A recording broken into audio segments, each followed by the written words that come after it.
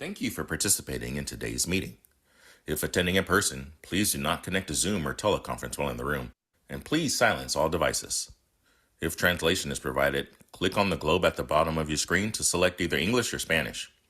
Public comment will be taken after each item. If you're in the auditorium and wish to comment, please use the iPads located in the lobby or complete a blue speaker card as available. If you need assistance, please find a South Coast AQMD employee.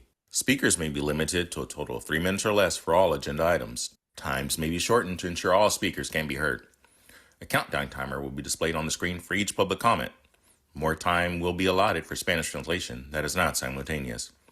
For questions or issues on making a public comment, please call the public advisor at 909-396-2432.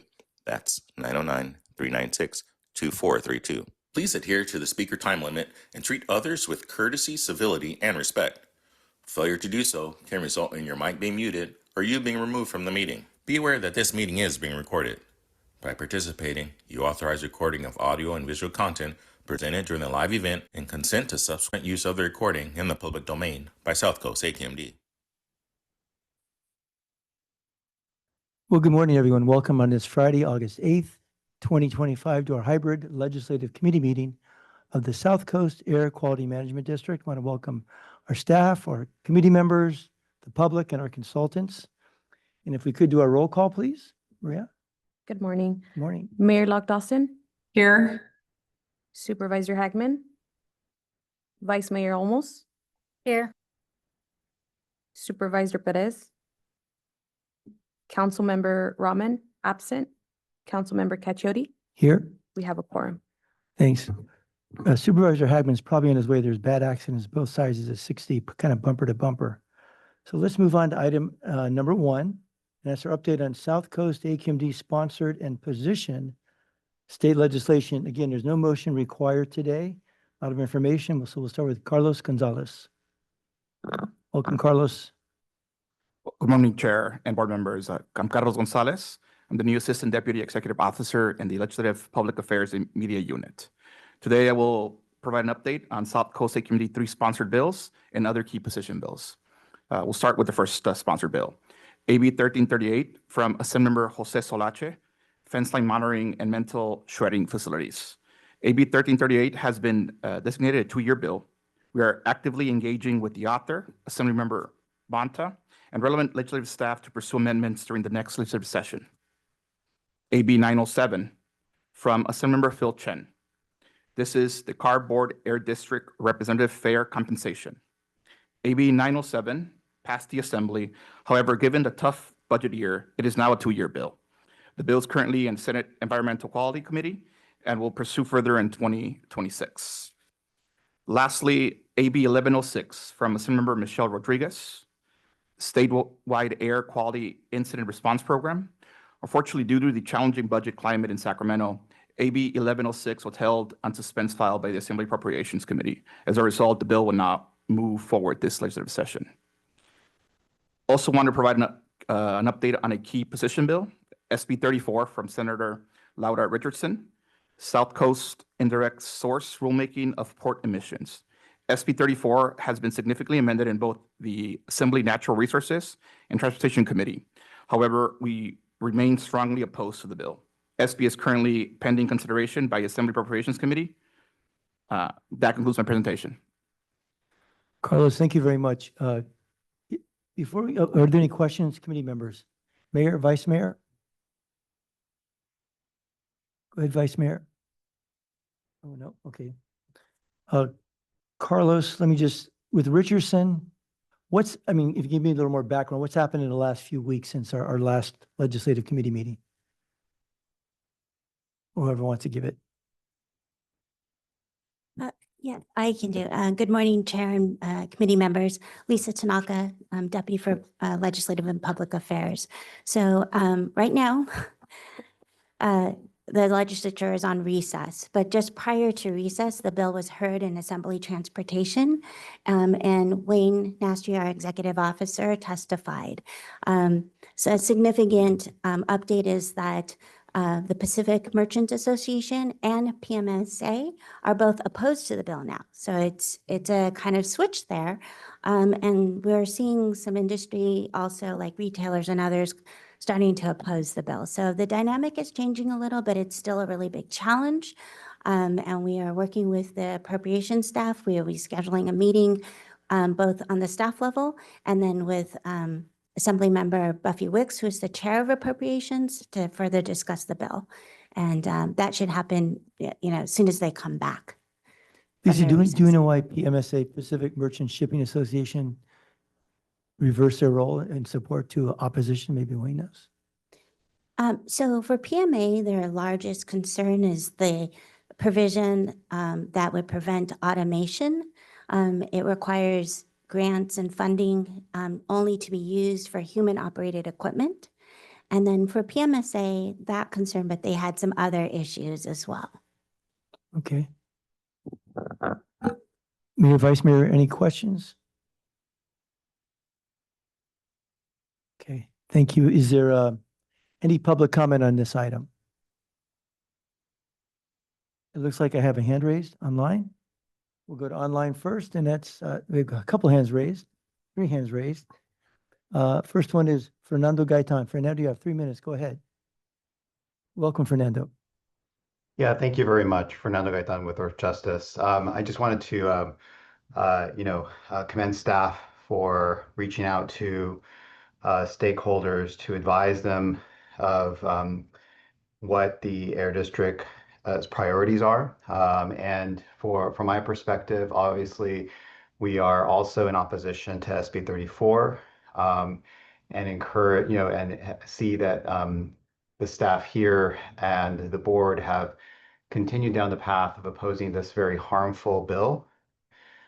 This bill will have a chilling effect, as we have seen, on rulemaking, and at its core, it proposes to erode this agency's regulatory authority, which we cannot allow to happen. We need our agencies to be able to do their work. We need our agencies to be able to do their work to protect public health and work towards clean air by regulating pollution across the region. So we stand with the Air District in opposing this harmful bill, and we hope to continue dialogue with the author's office and the legislators to help them appreciate and understand just the role that this agency plays and the importance of having leaders such as yourselves at the helm of creating common sense policies that are informed by all stakeholders, and that decisions that do not result in eroding the district's authority and ability to regulate for air quality, and ensure that we don't have a situation where these fundamental rights, these fundamental obligations by the agency are not bargained away, and that we continue to have a place to go to ensure that the public's protected from harmful pollution. Thank you.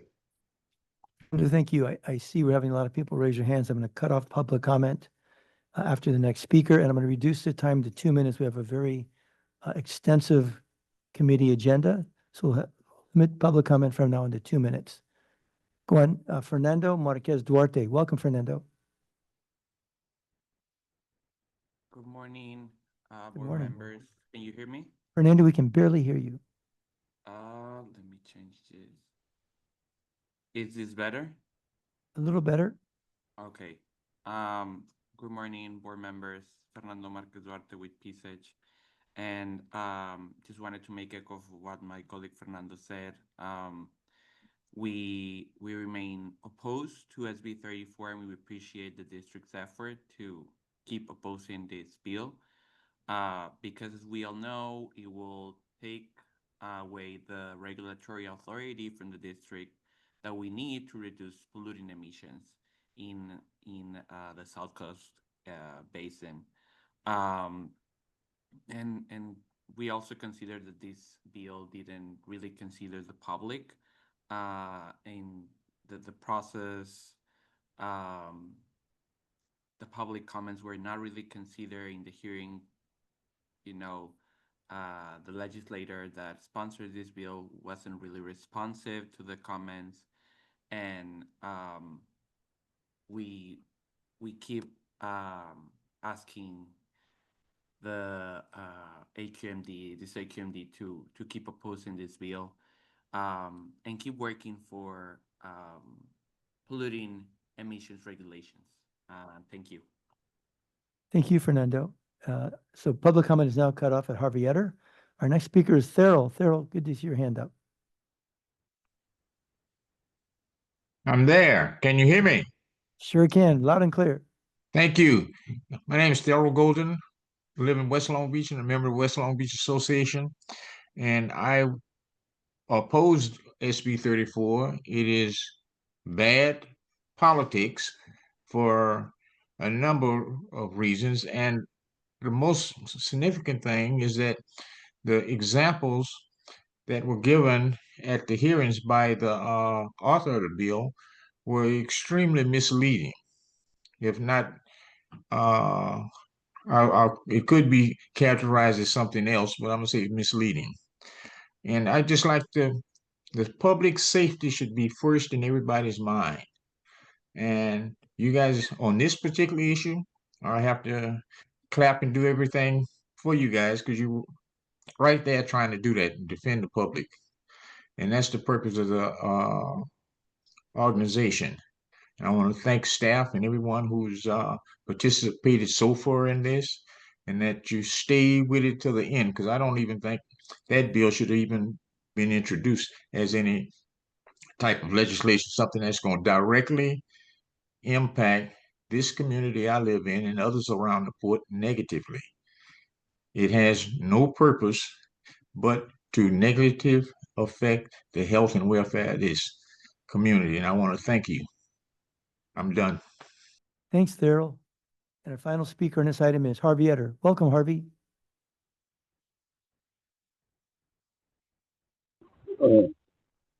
Hello, am I being heard? Yes. Good morning. Yeah. Good morning. Good morning. My name is Harvey, and I'm speaking for myself and public safety coalition, etc. And as Fernando complimented you all on reaching out to stakeholders, we were not contacted, and we would like to be contacted and participate in this. We're concerned about this. Anyway, so that's also Ranji George, who ran the electric vehicles and whatnot for 20, 30 years with the district, did a shout out to us and told us to get involved with a big area. It's the ports. So as with that as well. That's it for right now. I want to reserve time. Thank you. Bye. Thank you, Harvey. That concludes public comment. I don't see anybody in the auditorium. Wayne, do you see anybody here? No one? Okay. No.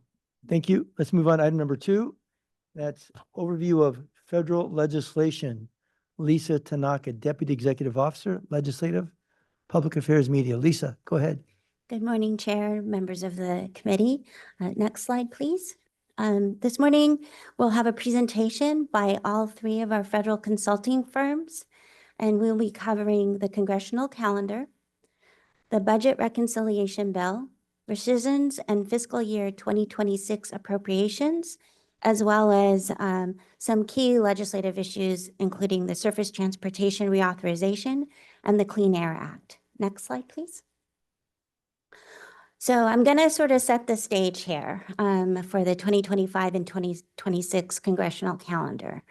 Right now, we're running out of time. There are 16 days left before the end of the fiscal year and 46 days left total in the whole session before the end of the year. That being said, Congress is in recess and are expected to come back around September 2nd. When they come back, they'll need to quickly take up the fiscal year 26 appropriations bills. They're pretty far apart on the House and Senate, a lot of work yet to be done. Later in this presentation, you'll hear in more detail from Mark Kadish on the prospects of those bills, but September 30th is a deadline coming up. And then the end of session is supposed to be around December 18th or 19th. So not a lot of time left, a lot of, key things that have to get done. Looking into 2026, it will be a midterm election year, and that always means that the members rather be in their districts than in DC. So we will see a very compressed session. They'll want to end session likely in early summer, and they'll be out of session for all of August and then October. So not a lot of legislative working days in 2026. A lot of partisanship will come up in a midterm election year, in addition to the tensions already happening. Some of those things affecting it are like the redistricting issues and all of the different types of administrative actions. So it's like a pressure cooker right now in DC, if you will. And so that sort of sets the stage for the discussion on each of these critical federal bills and issues that our consultants are going to present on. So I'd like to introduce Gary Hoitzma from Carmen Group, and he's going to begin us with an overview of the budget reconciliation bill. So Gary, next slide, please. Thank you, Lisa. One of the things, as you mentioned, that we're watching very closely here in Washington is the budget reconciliation legislative process. Now, what is that? What is reconciliation? Why is it important? Let's take a quick look at that. This is a powerful procedural tool that's established in law that is only used when the majority party has the trifecta. In other words, when the majority party controls the House, the Senate, and the White House all at the same time, reconciliation comes into play. And that's where we are right now. It's important because it allows the majority to enact its tax and spend agenda in an expedited manner without the Senate filibuster. So it can be enacted through the Senate on 51 votes instead of the usual 60 votes. So examples of this, of course, are the President Trump's big, beautiful bill that was just passed on July 4th. And prior to that, in the Biden administration, the Inflation Reduction Act was a reconciliation bill that passed through with no Republican votes, all on a party line vote. So here we are. The process around reconciliation has special rules and constraints and things. It's a little bit complicated, but essentially it means only spending, revenue, and debt limit provisions are allowed to be in reconciliation. And when there are disputes over what's in or out, the Senate parliamentarian is there to make decisions on what's in or out. The process starts with a passage of a budget resolution in both the House and the Senate. Now, that's not easy to do. It took the Republicans several weeks, months to get budget resolutions passed in the House and Senate. There's just this last time around. But when it is done, it gives instructions to the committees, the relevant committees, to draft law changes that essentially reconcile current law with the future budget blueprint. So that's why it's called reconciliation. And then when that's done, all the committee pieces are pulled together into one big package. And this is exactly what has happened. Now, if we move to the next slide, we'll see that President Trump called his reconciliation bill the one big beautiful bill. And essentially, the provisions of that bill had to do with the extension of the 2017 Trump tax cuts, the major spending cuts in Medicaid and food stamps, major spending increases in defense, in border, in energy. It raised the debt limit by $5 trillion. And it repealed or cut back major provisions of the Inflation Reduction Act from some years before.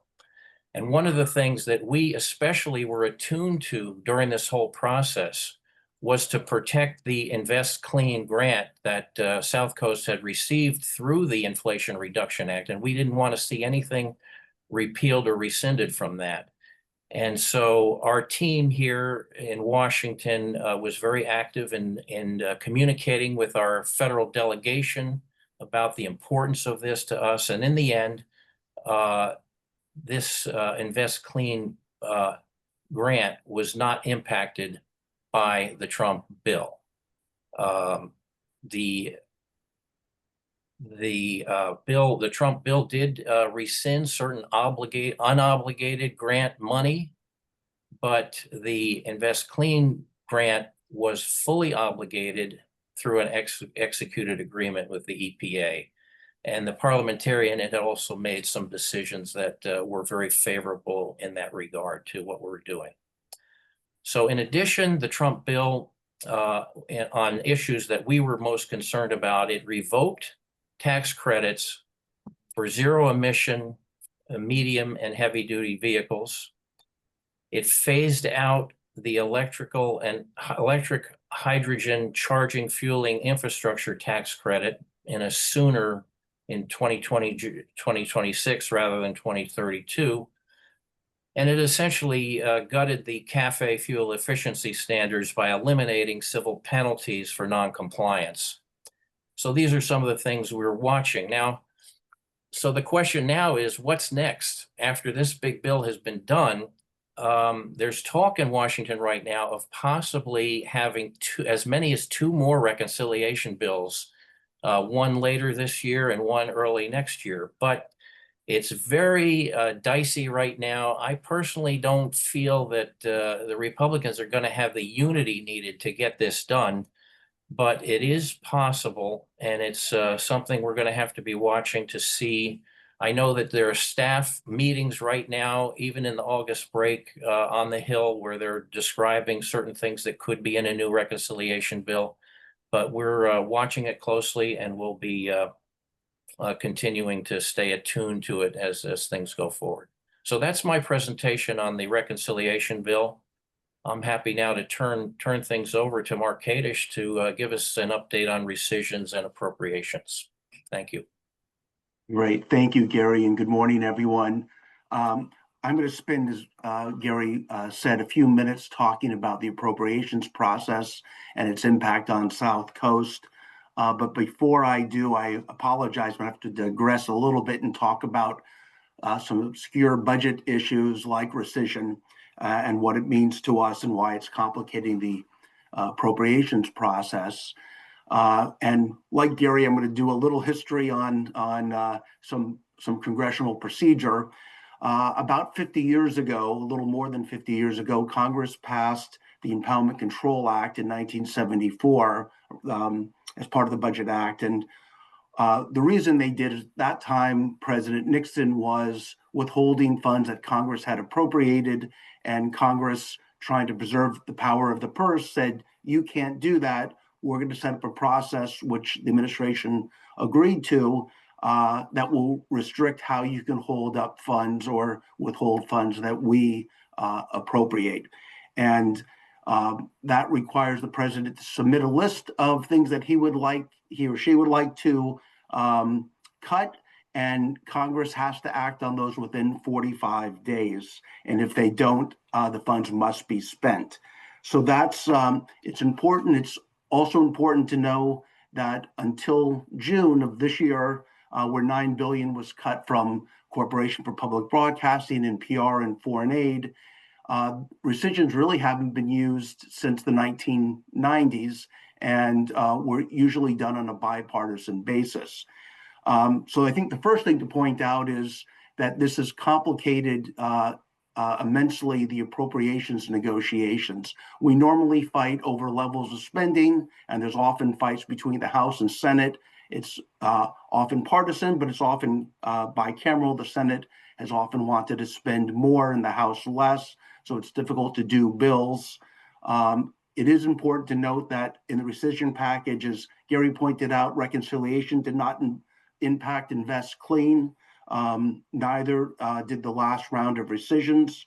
However, what we have to keep in mind is that, like they're talking about doing other reconciliation bills, the administration is also talking about doing additional rescission bills.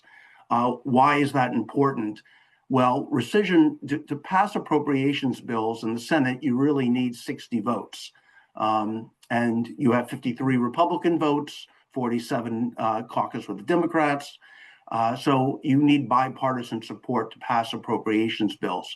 However, you only need 50 votes or 51 to cut spending. And as the Minority Leader Chuck Schumer has pointed out, it doesn't seem like much of a negotiation that Congress agrees to spending on both parties, and then one of the parties on a 50-vote majority can cut it out. So that's complicated matters and negotiations over our appropriations bills. The second, maybe even more complicating factor is the director of OMB, Russ Vought, has said publicly that he doesn't believe that the Impoundment Control Act is constitutional. Therefore, he doesn't have to abide by it. He also has argued that they can do what's known as a pocket rescission. A pocket rescission essentially is you send a rescissions package near the end of the fiscal year, and Congress won't then have 45 days. They don't have to do anything, and the rescissions will go into effect. GAO, which under the law has that responsibility for determining the legality, has said that's not legal, but the OMB director has argued that the Impoundment Control Act was unconstitutional. So that is a major thorn in negotiations and will have some effect on us or on the appropriations process. Next slide, please. So before I talk about the overall appropriations process, I just want to point out a couple of the key issues that we have been pushing for and working with our delegation on for years, TAG, DERA, and 103, 105, as you can see, have all at least grown or largely held steady in this environment, which we feel good about. Part of that is South Coast work with our delegation. We have a lot of champions that have helped us on this. On appropriations, we work closely with Ken Calvert, with Pete Aguilar, with Norma Torres, and recently with Mike Levin, who's been put on the Appropriations Committee, as well as our senators. TAG in particular has grown over the last 10 years, more than double. And we've done very well, we think, also with DERA and holding steady on 103, 105. So those are the issues that we're following most closely. Next slide, please. This year, as the negotiations go on, and I should tell you that of the 12 appropriations bills, the House currently has passed 2 of them. The Senate has passed 3. None have gone to conference, so none have been signed into law. The 3 that we're following most closely are the Interior, Transportation, and Energy and Water bills. And the good news again is that none of these bills are coming after our Invest Clean, although we're continuing to watch. None of the rescissions so far have gone after them, as I mentioned.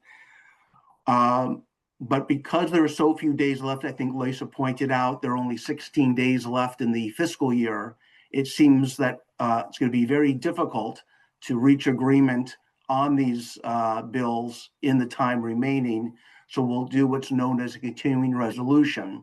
Continuing resolution funds the government and programs at last year's levels. That's not the worst outcome necessarily for us, although as you can see, with targeted airshed grants, 103, 105, and DERA, our numbers aren't bad. And in fact, given the cuts in Interior to EPA generally, we're actually quite satisfied that these weren't gone after for deeper cuts.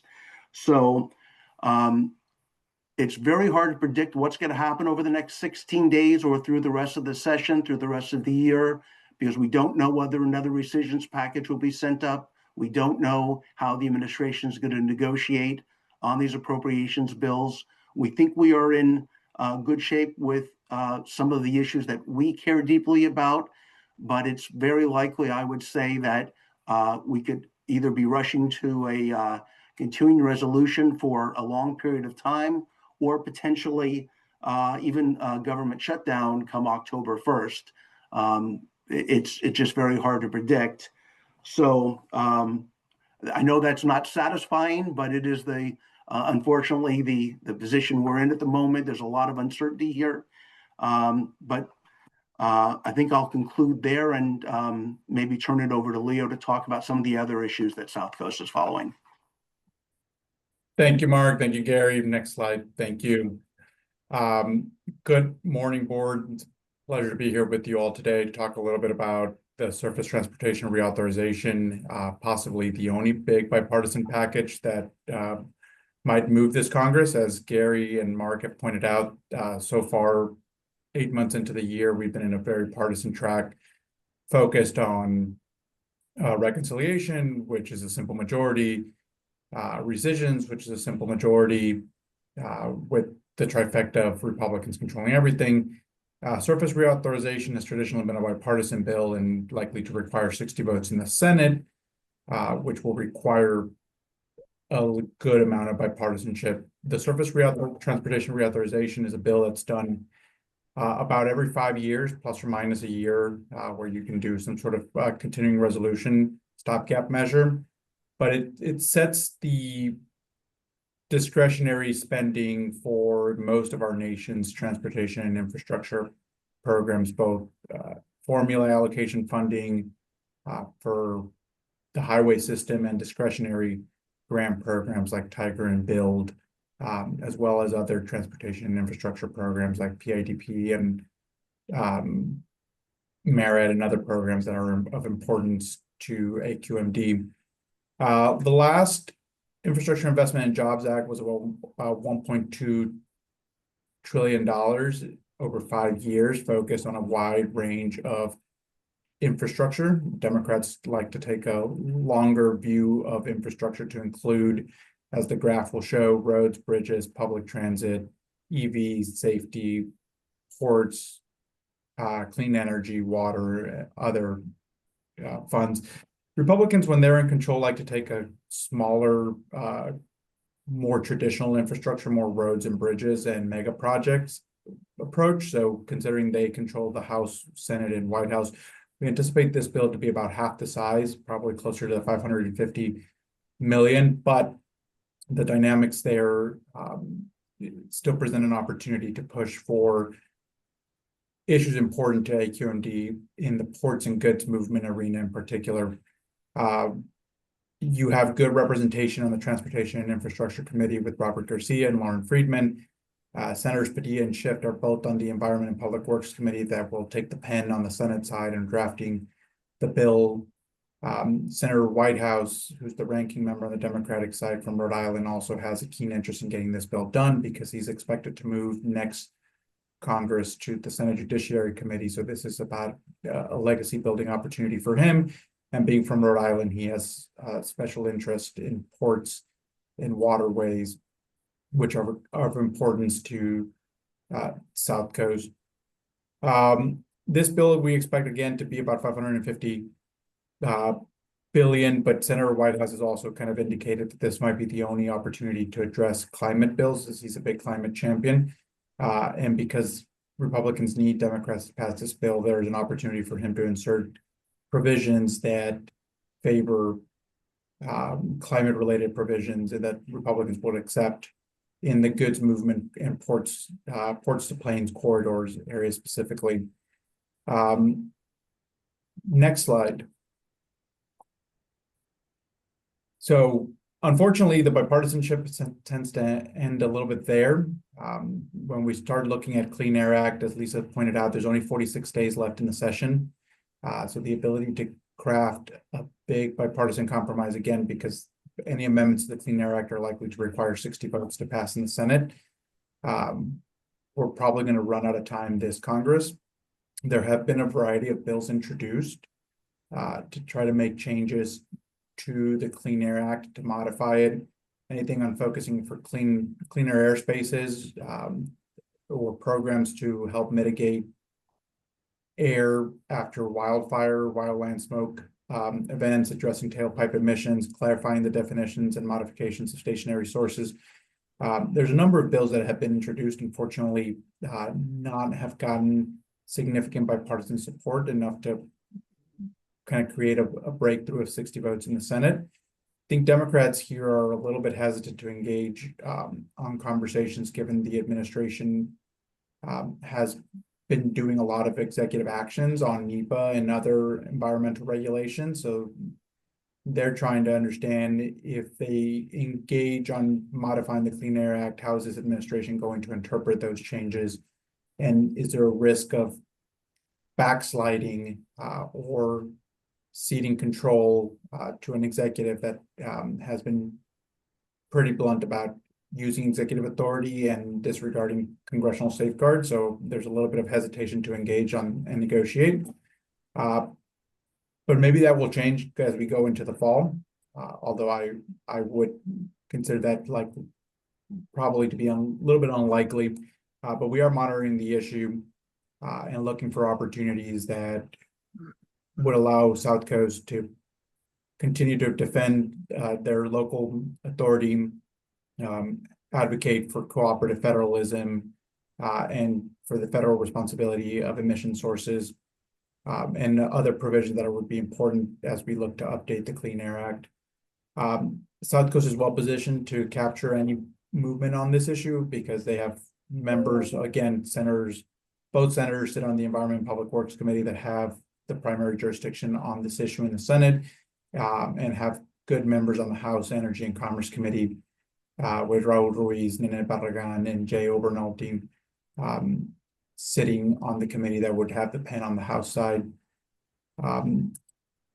With that, I'm going to turn it over back to Lisa to review a little bit of South Coast AQMD priorities and then take questions at the end. Thank you again for your time. Thank you, Leo. So in summary, our South Coast AQMD priorities continue to be preserving our nearly $500 million Invest Clean grant, whether it's rescissions, reconciliation, or appropriations, or any other vehicle or administrative action. We're out advocating to protect those funds. On appropriations, we'll continue to support our key accounts, targeted airshed grants, the Diesel Emission Reduction Act grants, as well as the Funding 103-105, which supports a large part of our monitoring, planning, outreach, many of our activities here at the district. And thankfully, due to our advocacy and our strong advocates like Ken Calvert and Aguilar and Norma Torres and now Mike Levin and our senators, those accounts have stayed either consistent or increased, even through tough budget years and through the first Trump administration. Knock on wood, those accounts have been pretty good. And then looking forward towards surface transportation reauthorization, we will advocate for goods movement related programs such as charging and fueling infrastructure, which has sort of been targeted by this administration, and other programs that shipbuilding and ports are a priority for this administration. So that could be helpful for us. And in terms of the Clean Air Act, we will continue to stay engaged with the committee so that if something should move, we are working with our delegation members on Energy and Commerce and EPW and making sure that our key issues are known and we advocate strongly. And we are working on a trip to DC and hopefully this fall to continue that work. And that concludes our presentation, and all of the firms are online and happy to take questions. Thank you, Lisa. I'll open it for questions from committee members. Supervisor Hagman? No, I just want to say we had the opportunity to host Congressman David Rouser on Tuesday, who's the chair of the Reauthorization Act for the surface transportation. So he came out and visited San Bernardino County, and we hosted him. So we suggested a few things. I'll work with Wayne and his team to advocate for a few other ones, especially the ports. Thanks, Supervisor. Mayor, Vice Mayor, comments, questions? Okay, is there any public comment on this item? If you want to comment publicly, please raise your hand. Item number 2, overview of current federal legislation. Give you a few seconds there. Nobody in the auditorium and nobody online has raised their hand for item number 2. Good. We'll move to item number, there's really no item number 3 on the agenda. Wayne? That's correct. They should have been combined and corrected, but unfortunately. I figured didn't that's catch what I it. thought. Yeah. It's okay. Then we'll move to item number 4, update discussions on state legislative issues. Ross Buckley, go ahead, Ross. Good morning, Chair and board members. Want to report that at the end of July, the California Air Resources Board released the Community Air Protection Program Annual Progress Report. The report stated that local air districts, community members, CARB, and other local partners have significantly reduced air emissions in some of the California's most disproportionately affected communities through the AB 617 program. The report touted a lot of the good work that South Coast has done via rulemaking, some mobile monitoring efforts. The most important part, or potentially one of the most important parts of this piece, was that the governor on July 25th put a press release touting this good work that's been being done in the 617 communities, and specifically mentioned that this is a critical piece moving forward as they look to extend cap and trade reauthorization. So it seemed like a positive sign in the fight for continued money for the 617 program. That completes my verbal report. Thanks, Ross. We'll go next. Well, good morning, Mr. Chair and committee members. Good to be with you this morning. I did want to provide the committee with a brief update around the 2026 governor's race. About a week ago, former Vice President Kamala Harris announced that she will not run for governor in 2026. And late last night, Lieutenant Governor Eleni Kounakis announced that she will not run for governor either, and she will instead run for state treasurer in 2026. Even with those two dropouts, the race for governor is still crowded with a lot of big names like Congressmember Katie Porter, former Assembly Speaker and LA Mayor Antonio Villaraigosa, former Attorney General and President Biden cabinet member Javier Becerra, former Senate President Pro Tem Tony Atkins, State Superintendent of Public Construction Tony Thurmond, former State Controller Betty Yee, and billionaire Stephen Klobeck as well. So very crowded Democratic field. On the Republican side, there are only two candidates, Riverside County Sheriff Chad Bianco and political commentator Steve Hilton. So we expect to see some more changes over the next few months, especially with former vice president dropping out and the lieutenant governor dropping out. And it's anybody's race at this point, so we'll continue to keep you updated as the polls continue and we get to learn more about the political landscape of the 2026 governor's race. So that concludes my report, and I'm happy to answer any questions. Thanks, Paul. We'll come back in a moment. And finally, David Quintana. Mr. Quintana. Thank you, Chairman. I'll be very, very quick. Just going to give you a real heads up on the calendar as we come back in. Currently, we're on break. We return on August 18th. Going to be a little slow between August 18th and August 28th. On August 28th, they announce which bills will be released from appropriations. That's the fiscal deadline. And then they will take off for Labor Day, Labor Day on September 1st. When they return the next day, it is full floor session until adjournment on September 12th. So I just wanted to lay that out so you have a kind of a picture as we go into this final month. Thank you, David. Do you have any questions for staff, our consultants? None from supervisor here, mayor, vice mayor? None right now. I just have a question. I think it might go to Ross or one of you. I noticed in your report, it indicated additional budget provisions on the budget may include, there's that $1 million for South Coast AQMD to deploy mobile air monitoring systems. How's that going? Is that going to be put in the budget or is that just being talked about? Yeah, I'm happy to take this one and then defer to staff. So this is part of some of the conversations around AB 98, the warehouse bill from last year. There were some provisions that required South Coast to do some monitoring in those counties. And so this is the follow-up appropriation for some of those monitoring efforts. Wasn't there, I think, $48 million in the account from the WARE program? I think that may be on the admin committee today. Those are separate accounts. Okay. So the WARE program was developed from fees that have been paid into that program. Mitigation fees? Yeah. There may be other sources. We had to do a differentiation based on the time period because the previous legislation said that a certain amount of fees generated after it was, I believe, the start of this year had to be separate and go back to the community. So we have separate accounts for the WARE program. But what Ross is talking about was, as part of new legislation, it had included that the South Coast AQMD conduct a study. The second round to go back to the author was to make sure that we actually got funding to do the study. So that 1 million was designed in part to help us do that. It will also dictate the scope of the study, given that it's only $1 million. When will it include new equipment or just fund staff or both? What will it? It should do both, but I'm looking to Lisa to make sure that I'm correct.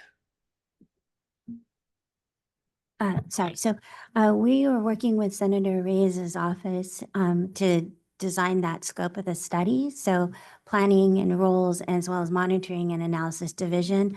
And they're looking, I think, to do a combination of using existing monitoring data, because with AB 617, there was significant monitoring, I believe, done already, and developing a model and potentially an online tool that folks could maybe type in some data and get some information on air quality impacts. Okay.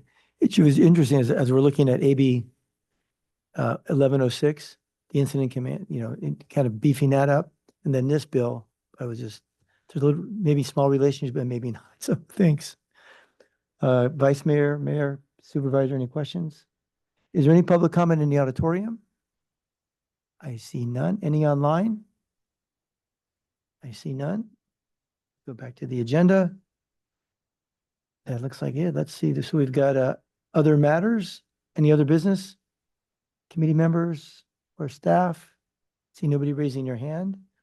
This is item number 6, public comment period for items that were not on the agenda, but under our jurisdiction. Anybody in the auditorium? I see no one. Would anybody online like to testify?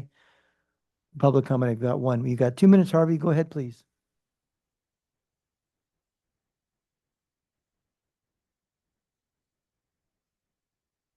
Hello, am I being heard? Yes. Yes. My name's Harvey Eder. I'm speaking for myself. Public Solar Power Coalition and like-minded folks and entities. I want to incorporate by reference a 140-page advisory decision made in The Hague last week, 10 days ago, about climate change and threats to violation of human rights internationally, and that countries that violate these rights can be litigated against by folks like us, and that's what we intend to do, and that there can be solutions for this as well as part of that. So this is significant, and we're giving notice also within the next couple of weeks. We're going to be giving notice to go to court to legislate on to try to head off the federal implementation plan. You've been hiding what's happening with the state implementation plan. We've been trying to talk for 3-4 years with the new. These comments do not relate to this committee's jurisdiction, so we can move on. Thank you. Thank you, Harvey. That concludes public comment. And our final item is the next meeting date is Friday, September 12th, 2025 at 9 a.m. And without any other hands raised, I will adjourn the meeting. Thanks everyone for attending. Vice Mayor, Mayor, Kurt, take care, staff, great work, consultants.